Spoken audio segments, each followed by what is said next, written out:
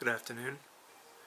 I wanted to take this opportunity to talk about a brilliant little game I discovered at my local game store. Last weekend they had their Ding and Dent sale, and they also allow customers to sell used copies of games. This was a new game with a bit of a crunch on the corner or something. It's Campy Creatures by Keymaster Games.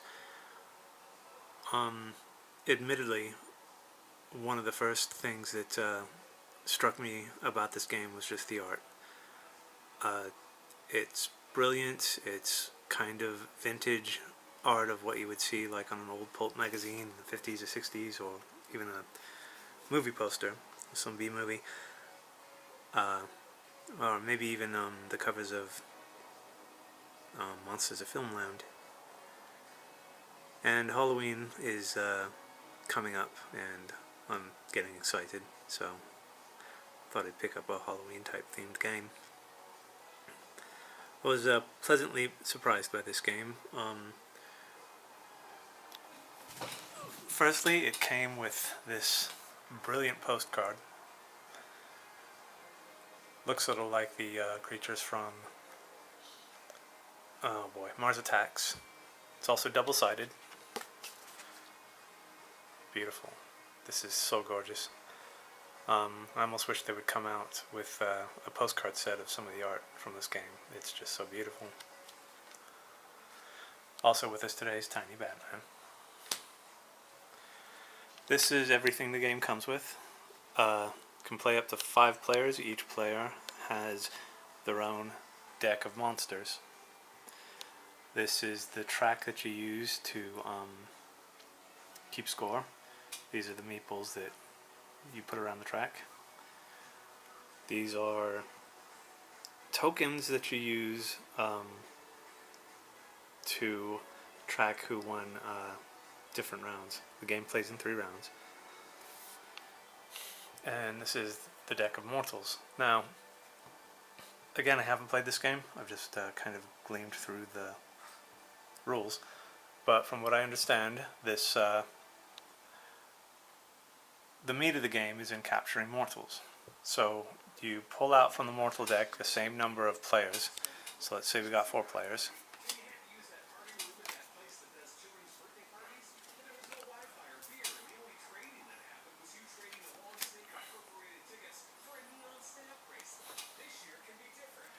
Every player, each player has their own deck of cards.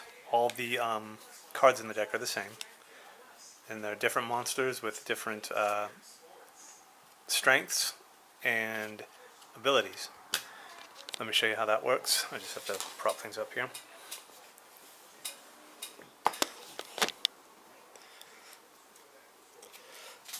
So when the mortals are revealed, each player will pull from their hand of cards a monster. The monster with the highest strength, this number right here, will get to claim the mortal. Monsters with lower strength will have more powerful abilities. For instance, the swamp creature here, give the mortal you capture to another player. Now that's kind of key with this game, because you'll see that some of these, for instance the sea diver there, have negative scoring on it. So this is a card you would play if you've got a hand of almost nothing, like low level creatures.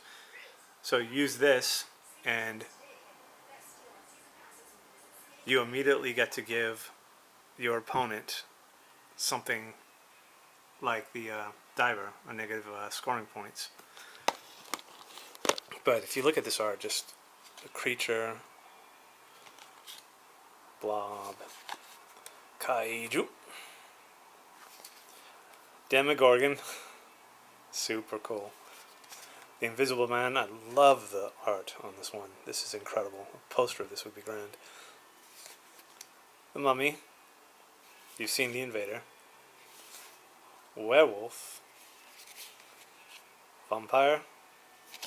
And the Beast.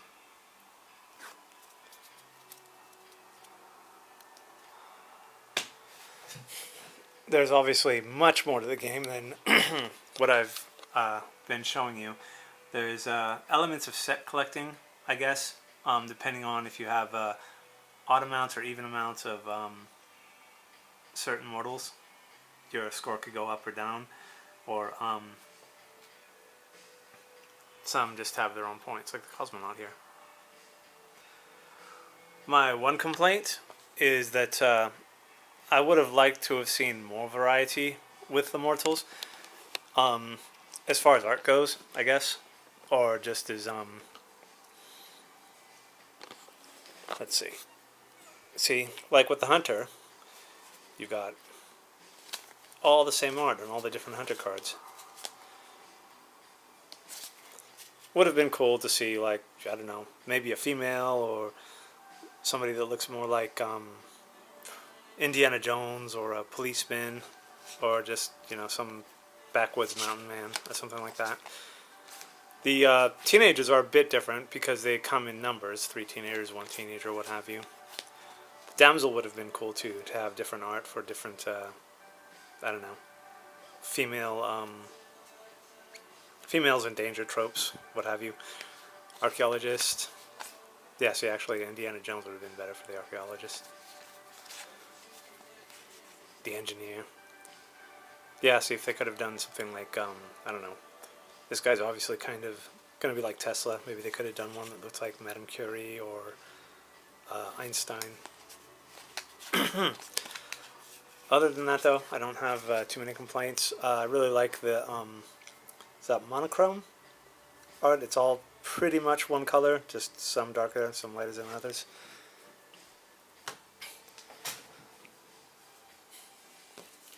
Rulebook is also really simple, easy to read, and very easy to play. This is probably going to be a great gateway game for some people, or families. Families, because the art is, you know, it's very campy. There's no gore or anything like that. I suppose some younger children might get a little frightened by this artwork.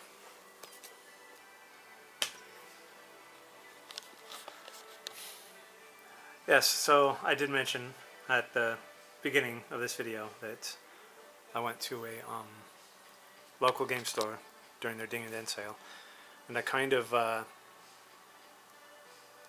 made a depressing discovery. So along with this game, there were several other games that I was looking at. I was kind of holding back because I've got a pair of not a pair of Kickstarters. I've got a Kickstarter and a pre-ordered game coming in the next few months. Kickstarter is supposed to be in December. I know that those are always late. That would be for the Court of the Dead. And then the pre-ordered game is for Keyforge, which I'm very excited about. And hopefully that's coming in November.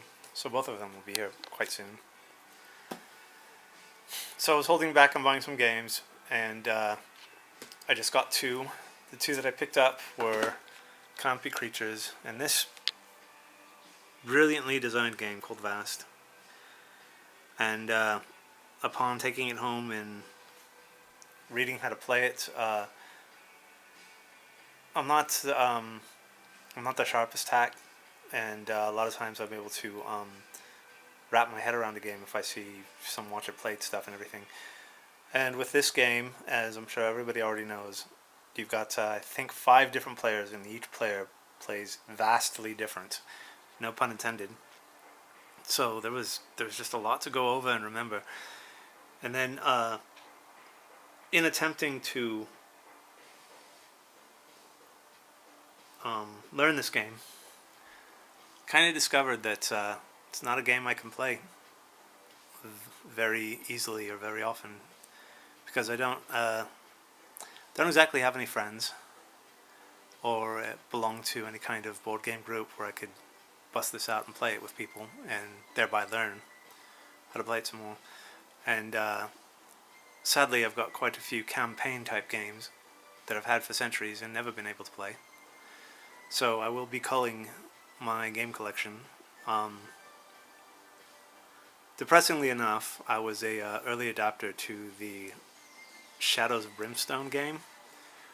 I adore the Weird West theme in anything, books, movies, and games. So that game just appealed to me like nothing. But again, I was not able to play it. It's just kind of sitting on my shelf.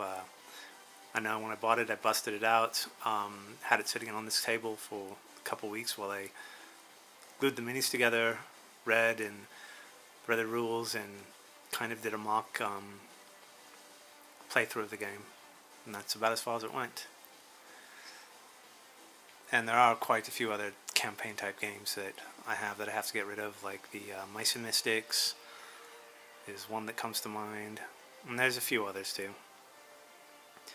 So at the next game sale, those are going to be all the games that I will be selling.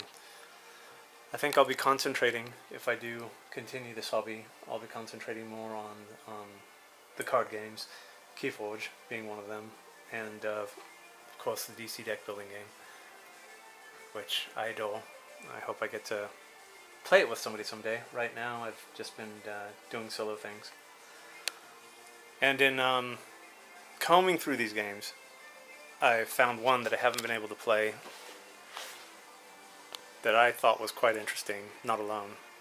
I don't have very many sci-fi themed games, so I busted this game out, read the rules, watched some how to play videos. And this is a really easy game to do a single player variant with. How many players can you have on this? So you can have 2 to 7 players, but essentially you've got one alien and a bunch of humans trying to survive a planet. And I just kind of did a blind playthrough where I was playing as the alien, and the humans, or the hunted, as it were, are trying to explore this planet. And they only have a set amount of cards that they're able to go through. So all I did was I pretty much just drew blindly from the places that they were going to explore. And prior to that, the alien has to put down a chit on one of these areas in order to read where he thinks the opponent might go. And of course there are effects there if you happen to be on the same place where the person's exploring. That's the basis of the game. It's obviously not that simple, but it's a very... If I can learn this game just through one read-through like that, then pretty much anybody can.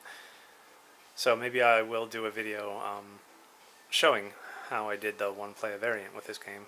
So this is a game I will be keeping. I'm going to... I know that there's a solo mode in Vast, but there's just so much to remember in this game. And I can't... Just watching 3 or 4 videos of people playing it, I still can't wrap my head around it. But back to this brilliant game here. Campy Creatures by Keymaster Games. More than anything, I just have to gush over the art. The art is just brilliant. I love artwork like this. One of my favorite artists, a gentleman by the name of Dan Brereton, he did a series of comics called The Nocturnals, and I could kind of see how where his influences come from. I guess I never thought of it before, but he does this this very dark painted art in all of his books. It's not just the covers or anything like that. It's the entire book. It's brilliant stuff. If you're familiar with him, geek points to you. If you're not, I highly recommend you check him out. He's a great storyteller, but his artwork is really what always captured my attention. And same with this game. I hope to be able to play it with someone someday. Don't think I could... I might be able to work out a solo variant for this one. I will be keeping it just for the artwork alone. Alright, so this has been my brief overview of Keymaster Games' Campy Creatures. Happy Halloween, everyone.